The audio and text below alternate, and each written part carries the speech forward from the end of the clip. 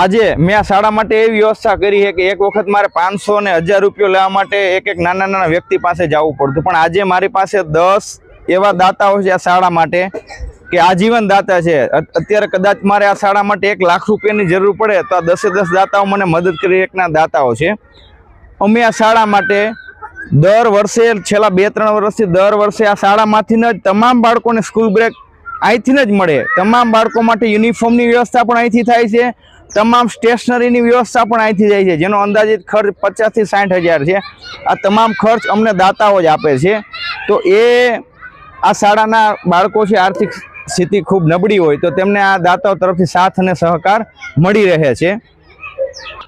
મારો ધ્યેય હંમેશા એવો છે કે આ ગામની અંદર રહેતો કોઈ પણ બાળક શિક્ષણથી વંચિત ના રહે, તમામ બાળકો ભણે અને તમામ બાળકો આગળ વધે અને રાષ્ટ્રનું કલ્યાણ કરે અને આ દેશને ખૂબ પરમ વૈભવે લઈ જાય, જેથી આપણો ભારત દેશ ફરીથી વિશ્વમાં આપણા દેશનું નામ રોશન થાય એવા નાગરિકો આ શાળામાંથી બને એવી શુભેચ્છા છે। જય હિન્દ, જય ભારત।